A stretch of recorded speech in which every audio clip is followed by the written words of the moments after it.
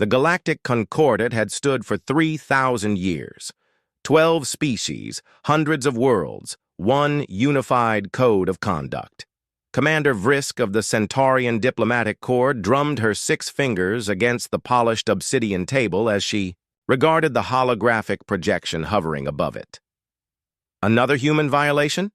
asked Admiral Latumo, his crystalline exoskeleton catching the light as he shifted in his seat. "The third this cycle," Vrisk confirmed, her silver eyes narrowing. The vessel Intrepid Dawn crossed into protected Miravan space to rescue survivors from a mining colony explosion. "Typical," scoffed Counselor Pelios, the Arcturian representative. "They ignore interstellar boundaries whenever it suits their emotional impulses."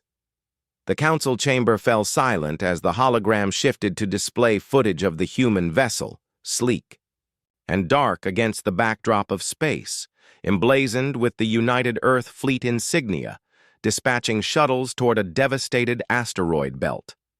"Perhaps we should acknowledge that they saved 812 Miravan lives," offered Delegate Eraza quietly. As the only member who had spent significant time among humans, she often found herself in the uncomfortable position of defending their unpredictability. Admiral Latumo's crystalline plates clicked in agitation. "The rules exist for a reason, Erosa. If we allow exceptions for emotional reasons, the entire structure of galactic peace collapses." The humans were informed upon their acceptance into the Concordat that all rescue operations must be approved through proper channels. "While those 800 Miravans waited to die," Erosa countered. Vrisk raised a hand, silencing the debate. "The rules are absolute. Send another formal reprimand to Earth Central Command. 3 violations mandates escalation to a Level 2 diplomatic censure." None of them realized then how differently humans viewed formal reprimands. To the Concordat species, such censures represented grave dishonor. To humans, they were merely bureaucratic irritations to be filed away, especially when weighed against hundreds of lives saved. Captain Domari Vesh of the Intrepid Dawn received news of the censure while reviewing medical reports from the Miravan. "Survivors? Another one?" She smiled wryly at her executive officer, Commander Keto Reed. "I believe that makes 7 this year." "8, actually," Reed corrected, his dark eyes crinkling with amusement. "Shall I file it with the others?" "Please do." Vesh turned back to the medical reports. "Any regrets about the rescue?" "Only that we couldn't reach them sooner." Neither officer spoke what they both knew. No human ship would ever ignore a distress call, regardless of territorial boundaries or diplomatic consequences. It wasn't in their nature. In the 3 decades since humanity had stumbled onto the galactic stage, bypassing expected developmental stages with their typical reckless ingenuity, they had been viewed as the unruly children of the Concordat. Talented but undisciplined, creative but chaotic, compassionate but dangerously unpredictable. What the Concordat failed to understand was that humans had spent millennia fighting each other before turning their united attention outward. They knew the value of rules, but also understood when to break them. 2 months after the Miravan rescue, the Concordat encountered something they had never prepared for: the Nexari invasion fleet. A species from beyond charted space, the Nexari were nothing like the civilized members of the Concordat. They understood neither diplomacy nor mercy. When they obliterated the Arcturian colony world of Peleus Prime without warning, the Concordat responded the only way they knew how, with strongly worded declarations of protest and threats of severe diplomatic consequences. The Nexari ships continued their advance without response. For the first time in 3,000 years, the Concordat faced an enemy who didn't follow the rules. "They've destroyed another communication relay." Admiral Latumo's voice had lost its authoritative edge. "That's 15 outposts and 3 colonial worlds in less than a standard month." The emergency session of the Concordat Council had been ongoing for 26 hours. Delegates who never experienced true warfare found themselves confronting the unthinkable, an enemy who didn't respond to diplomacy, who didn't acknowledge the sacred principles of the Concordat. "How do they move so quickly?" Counselor Pelios demanded, his usual composure shattered after the destruction of his homeworld. "Our sensors can barely track them." Vrisk studied the tactical display, which showed Nexari forces bypassing Concordat defensive positions with seemingly impossible precision. "They're exploiting gaps in our detection network, gaps we never thought anyone would find or use, because using them violates 17 different sections of the Concordat Code," someone muttered. The bitter truth hung heavy in the council chamber. Their 3,000-year peace had been maintained by mutual agreement, by species who all fundamentally wanted the same stability. The Nexari wanted nothing but conquest. Delegate Erosa watched her colleagues with growing frustration. As diplomats and politicians, they had spent lifetimes perfecting the art of negotiation and compromise. None had the mindset for warfare. "We need to contact the humans," she said suddenly. Admiral Latumo's crystalline form stiffened. "The humans are under censure." "The humans," Erosa countered, "are the only Concordat species with recent experience in large-scale military conflict. Before joining us, they fought 3 interplanetary wars among their own colonies." "Which is precisely why we've worked to civilize them," Pelios snapped. "Their tendency toward violence may be exactly what we need now," Vrisk interrupted, surprising herself. "Erosa is right. The Concordat Defense Fleet hasn't engaged in actual combat for over 700 years. Our ships are designed for peacekeeping and ceremonial displays." She hesitated, then added the truth no one wanted to acknowledge. "We don't know how to fight a war." "And the humans do," Erosa said quietly. The silence that followed was broken by the urgent ping of an incoming transmission. A junior aide rushed in, mandibles clicking anxiously. "Counselors, we've received a direct communication from United Earth Fleet Headquarters." The holographic display shifted to show a stern-faced human admiral. The council recognized Fleet Admiral Ivan Okafor, the highest-ranking human military officer. "Honored Concordat Council," she began without preamble. "We've been monitoring the Nexari advance. Our analysis indicates they will reach the Centaurian home system within 5 standard days unless intercepted." Vrisk felt her blood run cold. Her homeworld, billions of lives in just 5 days.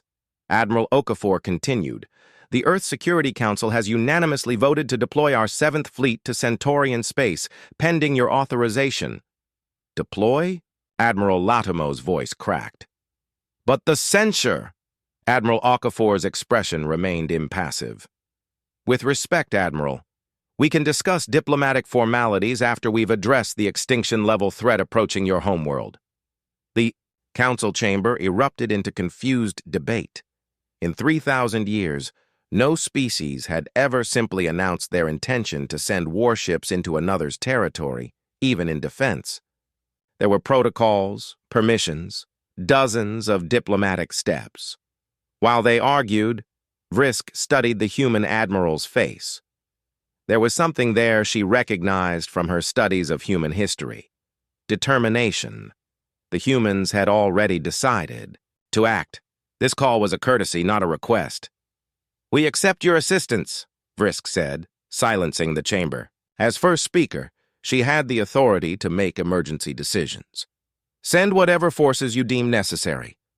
What the Concordat didn't yet understand was that Earth's 7th Fleet wasn't just any military force. It was humanity's specialized response to existential threats, a fleet built not for peacekeeping, but for war. The UES Nemesis emerged from hyperspace at the edge of the Centaurian system, its massive silhouette momentarily distorting the starfield behind it before stabilizing. At 1.8 kilometers long, the Titan-class destroyer represented the pinnacle of human military engineering, and a complete departure from the elegant, minimalist designs favored by Concordat shipwrights. On the Nemesis's command deck, Fleet Commander Adira Malhotra surveyed the tactical display with practiced calm. Behind her, a delegation of concordant officers stood in stunned silence, taking in the organized chaos of a human warship at battle stations. "Status report," Malhotra ordered, her voice steady despite having just executed a precision hyperspace jump that concordant navigators had deemed impossible. "All systems nominal, Commander," responded her tactical officer, Lieutenant Zephyr Kowalski. "The rest of the battle group will arrive in staggered formation over the next 4 minutes. Nexari fleet detected at the projected coordinates, currently engaging Centaurian defense platforms." Malhotra nodded. "Deploy countermeasures and active scanning. They'll detect us momentarily." Admiral Latumo stepped forward, his crystalline form vibrating with anxiety. "Commander Malhotra, our remaining defense platforms cannot withstand—" "With respect, Admiral," Malhotra interrupted. "We're aware of your defense's capabilities. That's why we'll be drawing the Nexari fleet away from them." "Drawing them away?" Latumo's translator struggled to convey his confusion. "How will you compel an enemy fleet to—" His question was answered as 5 more human vessels materialized in quick succession, each taking position in a formation that Latumo found bewilderingly asymmetrical. "Battle group assembled, Lieutenant," Kowalski announced. "ECM suite active. We are being scanned by Nexari vessels." Malhotra's eyes narrowed. "Good. Lieutenant Osei, broadcast the challenge." A communications officer nodded, and suddenly the command deck speakers emitted a series of harsh, guttural sounds, the Nexari language, which concordant linguists had barely begun to decipher. "What did you say to them?" Delegate Erosa asked, breaking protocol in her surprise. The corner of Malhotra's mouth curved upward. "We informed them that we're the species responsible for the destruction of their forward reconnaissance fleet last year." Latumo's crystalline plates clattered in shock. "But there was no encounter with—" "Correct," Malhotra confirmed. "But the Nexari don't know that. We've analyzed their communication patterns and hierarchy indicators. They operate on dominance behaviors. We've just claimed to have already defeated them once." "You're deliberately provoking them," Erosa realized. "We're making ourselves the priority target," Malhotra corrected. "And it's working. Tactical, report." Lieutenant Kowalski's hands danced across his console. "Nexari fleet is altering course, Commander. 87 vessels breaking away from Centauri defense platforms and accelerating toward our position." The concordant delegation exchanged alarmed glances. In 3,000 years of diplomacy-focused strategy, deliberately drawing enemy fire was a concept so foreign it bordered on incomprehensible. "All vessels, execute combat pattern Echo 9, Malhotra ordered calmly. "Weapons free, prioritize targets by our established threat assessment." What followed was unlike anything the concordant observers had ever witnessed. The human vessels moved with synchronized precision that seemed to defy the laws of physics, executing maneuvers at accelerations that would have killed most concordant species. Their weapons, far more varied and powerful than they had ever disclosed in official registries, lashed out with devastating effect. Most shocking to the concordant observers was the human approach to command. Where concordant fleet actions required constant consensus and approval through the chain of command, Commander Malhotra established broad objectives and trusted her subordinates to execute them as circumstances demanded. "They're adapting to our shield frequencies," called out a sensor operator, "shifting to secondary attack patterns." "Authorized," Malhotra responded simply, and her crew adjusted without further instruction. Admiral Latumo watched in stunned silence as the seemingly chaotic human formation began systematically dismantling the Nexari fleet. The humans fought not with the ceremonial precision the concordant valued, but with fluid adaptability, changing tactics, targets, and even formation with bewildering speed. "This is how you've survived," Erosa murmured, almost to herself. "Your species' endless conflicts taught you to fight like this." Commander Malhotra overheard the comment. Without taking her eyes from the tactical display, she replied, "We fight like this, so that one day we won't have to fight at all." As the battle continued, news spread throughout the concordate worlds. The humans, those undisciplined, censured newcomers, were the only thing standing between civilization and annihilation. The victory at Centauri changed everything, yet nothing. After the Nexari retreated, leaving behind the wreckage of 43 of their vessels, the Concordate Council resumed its session with a markedly different tone. The human intervention was effective, Councillor Pelios admitted grudgingly. Their tactics, while crude, achieved results. Crude? Admiral Latumo's crystalline structure flickered with unusual emotion. I witnessed their battle command firsthand. There was nothing crude about it. Their commander orchestrated a symphony of controlled violence with precision I've never before witnessed. First Speaker Vrisk nodded slowly. The question before us is not whether the human methods were elegant, but whether they are necessary. The Nexari have withdrawn, but intelligence suggests they're regrouping, not retreating permanently. Delegate Erosa, who had spent the days since the battle reviewing combat footage with growing amazement, leaned forward. We need to formally request human military assistance throughout concordate space. Absolutely not, objected Councillor Mesril of the Thalasian Consortium. Having observed their vessels, it's clear the humans have violated dozens of technological restrictions. Their ships carry weapons capabilities they never disclosed during their admission process.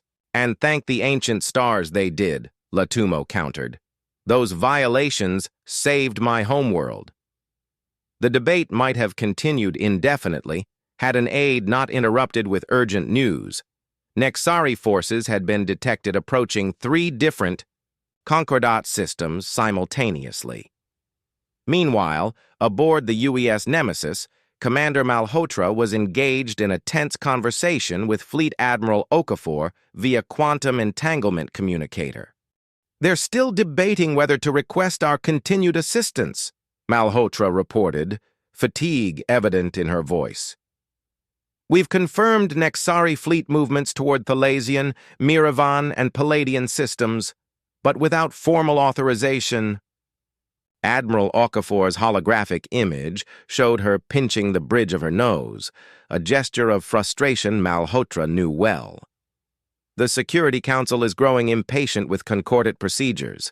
We've lost 3 ships and 76 personnel, defending their space, and they're discussing whether our weapon yields violate subsection 47C of their technology sharing agreements. They've never faced extinction before, Malhotra said quietly. Their protocols weren't designed for this. Perhaps not, Okafor acknowledged. But millions will die while they debate. The 7th Fleet stands ready to deploy to all threatened systems, but without authorization. We'd be in violation of the very concordate we're trying to protect, Malhotra finished. The quantum communicator chimed, indicating another transmission. Malhotra was surprised to see First Speaker Vrisk's silver eyes regarding her. Commander Malhotra, the Centaurian began without preamble, the Concordate faces unprecedented aggression on multiple fronts. While the Council continues its deliberations regarding a comprehensive response strategy, I am invoking Emergency Protocol Sigma 9. Malhotra kept her expression neutral, though internally she noted this was the first time she'd heard of such a protocol. This emergency measure, Vrisk continued, temporarily grants me authority to request immediate defensive actions without full Council consensus. I am formally requesting the deployment of human forces to all threatened concordate systems. Admiral, Okafor's hologram raised an eyebrow.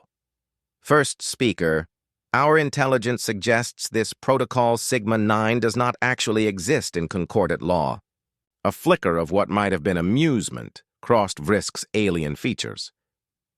A regrettable oversight in your briefing materials, Admiral. The protocol is quite real, I assure you. All 3 knew this was a diplomatic fiction. Vrisk creating a legal framework to justify what needed to be done while the council deliberated. It was exactly the kind of creative rule-bending that humans had been reprimanded for countless times.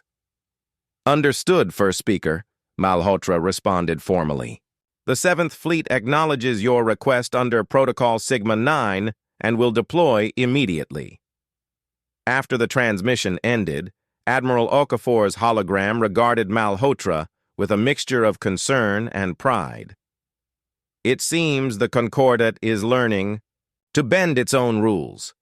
"About time," Malhotra replied. "Let's hope they learn quickly enough."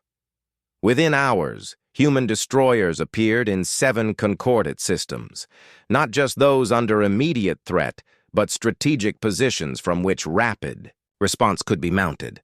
The message was clear: humanity had committed fully to this fight. As reports of human warships arrived from across Concordat space, the Council's debate shifted from whether to accept human help to a more uncomfortable question. Why had they never realized how formidable their newest members truly were? The Nexari strikes against Thalasian, Miravan, and Palladian systems were met not by the ceremonial Concordat defense fleet, but by waiting human battle groups. The resulting engagements were swift and decisive, with the human vessels employing tactics that left Concordat military theorists struggling to comprehend, let alone categorize. On Concordia Prime, home of the Council Chambers, an unprecedented meeting was taking place. For the first time in 3,000 years, military commanders, not diplomats, were addressing the full assembly. Admiral Okafor stood before the Council, her dress uniform adorned with commendations whose meanings were lost on most present. Beside her stood Commander Malhotra and 3 other human fleet commanders. "The Nexari have withdrawn to regroup following our coordinated defense actions," Okafor reported. "However, our intelligence indicates they're not retreating but adapting. We've identified communications suggesting they're calling for reinforcements from their core territories." "How long do we have?" Vrisk asked, dispensing with the usual ceremonial inquiries. 3 weeks. "Perhaps 4, Okafor replied. "Not enough time for your shipyards to retool for war production using our defensive specifications." Councillor Mesril, who had been the most vocal critic of human intervention, leaned forward. "Then what do you propose, Admiral? That we simply cede our defense entirely to human forces?" "No," Okafor said firmly. "I propose integration. Your fleets, serving alongside ours, learning our tactics while we learn your technologies. Neither of us can defeat the Nexari alone." Commander Malhotra activated a holographic display. "Our analysts have been studying Concordat and Nexari technologies. There are complementary advantages we can leverage immediately." The display showed Concordat vessels retrofitted with human weapon systems and human ships incorporating advanced Concordat sensor arrays.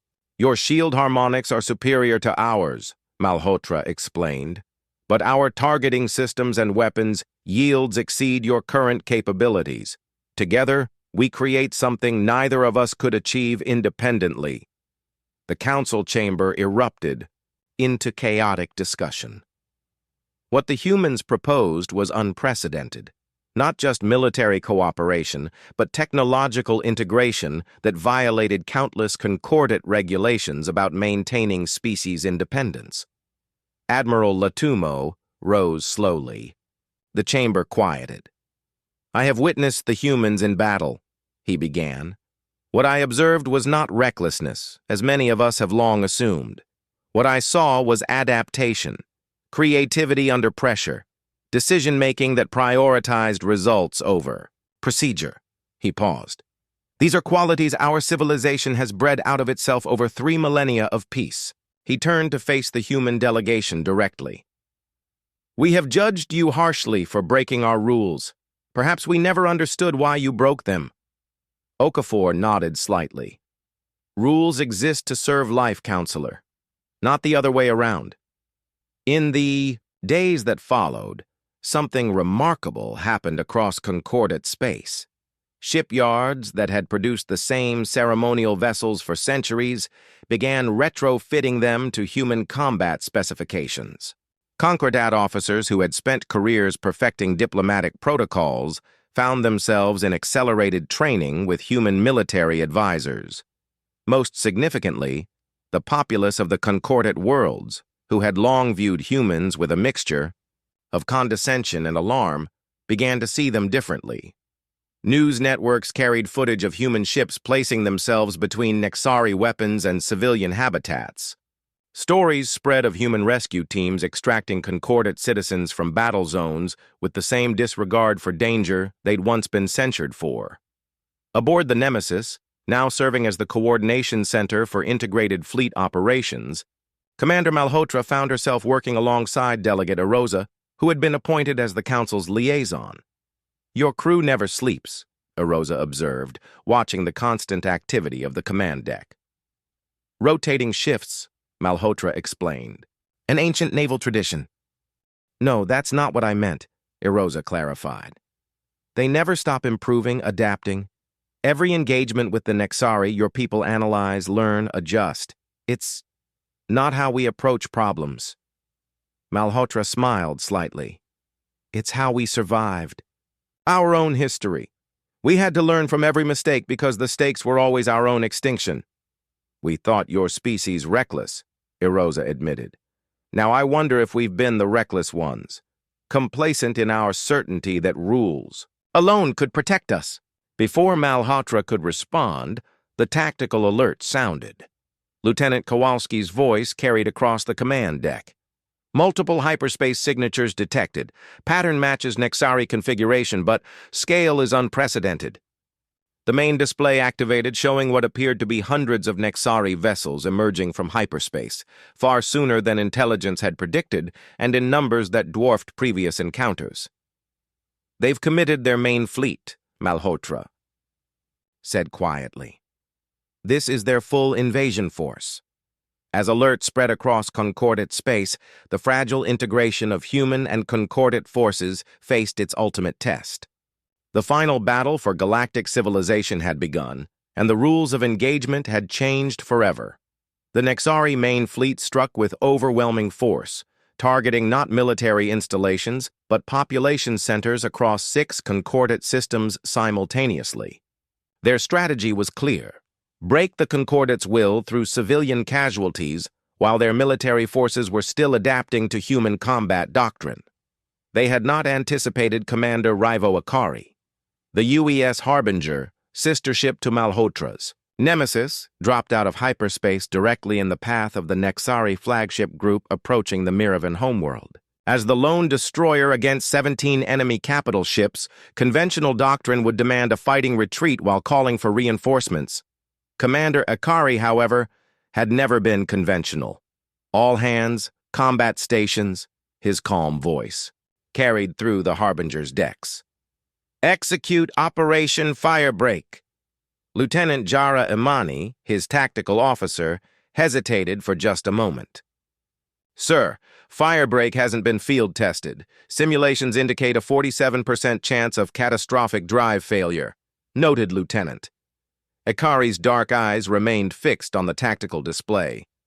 "The Miravans have 8 billion souls on that planet. Execute Firebreak." Throughout the integrated fleet, human and Concordat vessels alike received the same urgent transmission from Fleet Command. "All vessels withdraw from Grid Sector 7 Alpha. Repeat, emergency withdrawal from Sector 7 Alpha. Firebreak authorized. Aboard." The Nemesis. Commander Malhotra explained to a confused Concordat delegation what was about to happen. "In approximately 90 seconds, the UES Harbinger will initiate a calibrated hyperspace resonance cascade," she stated, her voice clinically detached despite the knot in her stomach. Commander Akari wasn't just her colleague, he had been her instructor at the Academy. "Excuse me," Admiral Latumo interrupted, "but hyperspace resonance within a gravity well is prohibited under Section 17 of the Concordat Treaty on Hyperspace Navigation," Malhotra finished for him. "Yes, we're aware. We're also aware," that it's prohibited because it creates a temporary subspace shockwave that disrupts all faster-than-light travel within the affected region. Understanding dawned on Erosa's face. They're sacrificing themselves to trap the Nexari fleet in normal space. Malhotra nodded grimly. And giving our combined forces time to reach defensive positions around the Miravan homeworld. The Concordat. Officers watched in stunned silence as the tactical display showed the Harbinger accelerating directly toward the center of the Nexari formation. Hyperspace generators at 127% capacity, reported Lieutenant Imani aboard the Harbinger. Sir, at this overload level, the feedback will destroy the ship even if the maneuver succeeds. Commander Akari nodded once. Evacuation pods launched for non-essential personnel? Yes, sir. 314 crew members away. Bridge crew and engineering remain at stations per your orders. Akari opened a ship-wide channel. To those remaining aboard, it has been my highest honor to serve with you. What we do today will echo through history not as a sacrifice, but as a declaration of what we stand for. Humanity does not abandon its friends, not even those who once thought us reckless for caring too much. The Harbinger plunged into the heart of the Nexari formation, its hyperspace generators pulsing with energy far beyond their designed capacity. When the resonance cascade initiated, it appeared to observers as nothing more spectacular than the Harbinger suddenly glowing bright as a newborn star, then vanishing along with every Nexari vessel within 300,000 kilometers.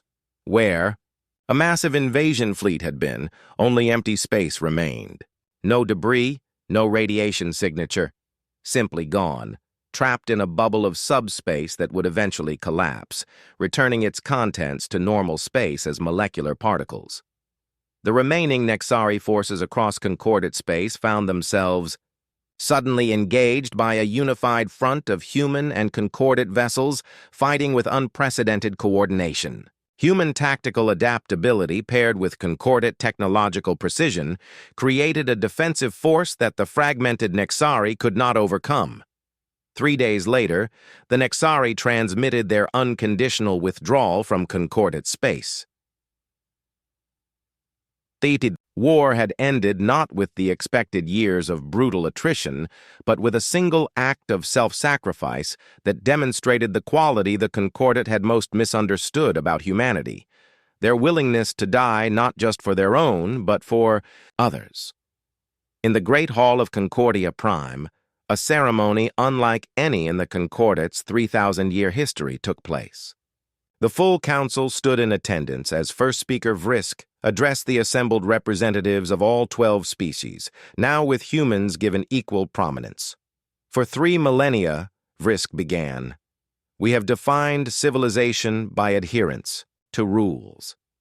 We judged those who broke them as lesser, as dangerous. We sent reprimands to those who crossed boundaries to save lives, believing the boundaries themselves mattered more than the lives they contained. She gestured toward the human delegation, led by Admiral Okafor. We censured the humans repeatedly for violations of our protocols. Yet when extinction faced us, it was not our protocols that saved us, but the very qualities we had condemned in our human allies. Admiral Okafor stepped forward, carrying a data crystal containing the names of all those lost aboard the Harbinger, 78 humans who had remained at their posts knowing they would not return. In human history, Okafor said, we have a concept called moral courage, the willingness to do what is right regardless of personal cost or conventional wisdom. Commander Akari and his crew exemplified this principle. They broke the rules, because the rules could not address the reality they faced. She placed the crystal in a specially constructed memorial that would permanently honor the Harbinger's crew in the council chamber itself, a permanent reminder of the day everything changed. The Concordat has stood for peace for 3,000 years, Okafor continued. Humanity honors that achievement and shares that goal, but lasting peace requires more than rules. It requires the courage to know when those rules no longer serve their purpose. As the ceremony concluded, Vrisk approached Commander Malhotra privately. Your people have changed us, she said quietly. Perhaps more than you realize. Malhotra smiled. And working alongside the Concordat has changed us. We've learned the value of your stability, your consensus building. Perhaps between your rules and our exceptions, we'll build something stronger than either alone. In the years that followed, the Concordat transformed. Its military forces incorporated human tactical doctrines, while humans adopted concordant diplomatic protocols.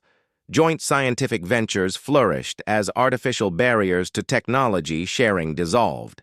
Most significantly, the Concordat Charter was amended with a new principle that would guide galactic civilization for millennia to come.